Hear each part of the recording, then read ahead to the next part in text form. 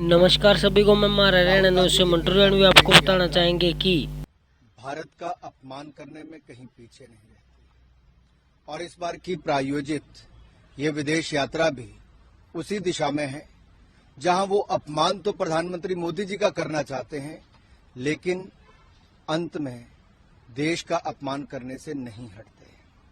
पूर्व में भी आप देखें, वो भारत को एक राष्ट्र ही नहीं मानते, वो तो राज्यों का संघ कहते हैं और भारत के बढ़ते कदमों पर भी प्रश्न चिन्ह खड़ा करते हैं। आखिरकार राहुल गांधी जी विदेश में जाकर क्या पाना चाहते हैं? इस प्रायोजित कार्यक्रम के अंतर्गत वो क्या प्राप्त करने गए हैं?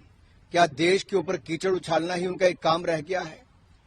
अंतर देखिए, जब जब राहुल जी बाहर गए तब तब उन्होंने देश के ऊपर प्रश्न चिन्ह खड़े किए, देशवासियों के ऊपर प्रश्न चिन्ह खड़े किए और मैं एक तरह से कहूं, जो साख भारत की आज पूरी दुनिया भर में बढ़ रही है, उसको कहीं ना कहीं गिराने का काम लगातार राहुल गांधी जी करते हैं। एक तरफ प्रधानमंत्री जी के 6 दिन की यात्रा में लगभग 2 दर्जन दुनिया भर के प्रधानमंत्री, राष्ट्रपति उनसे मिलते हैं। 50 से ज्यादा मीटिंग्स होती हैं जहां पे कलाकार, साहित्यकार, उद्योगपतियों से लेकर खिलाड़ियों तक सब मिलते हैं।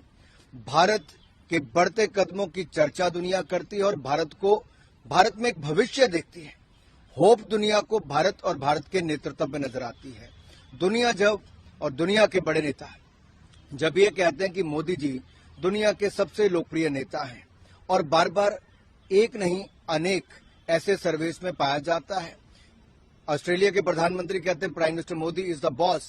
शायद राहुल गांधी जी को ये बात भी हजम नहीं हुई।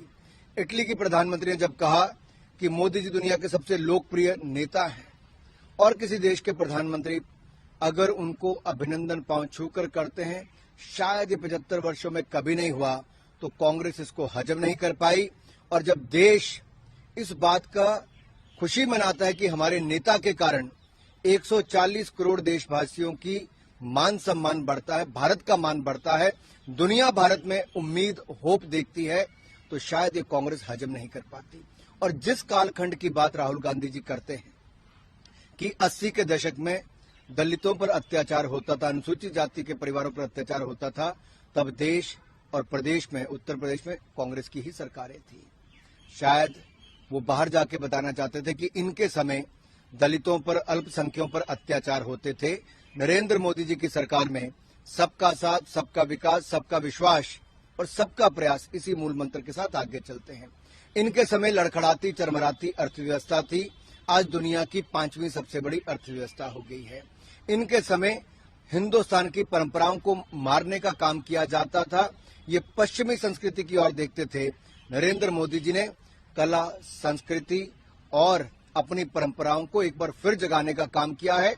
हमने गुलामी की मानसिकता से बाहर निकलने का काम किया और अपने गौरवशाली इतिहास पर गर्व करने का काम किया। कांग्रेस ने अपने गौरवशाली इतिहास को सदा दबाने का काम किया और गुलामी की मानसिकता के साथ देश को चलाने का। यही अंतर है। आज वो विदेशों में जाकर राहुल गांधी जी भारत, भारतीयों और भारतीयता को अपमानित करते हैं, बदनाम करते हैं, कीचड़ उछालते हैं। ये देश को कभी स्वीकार नहीं होगा।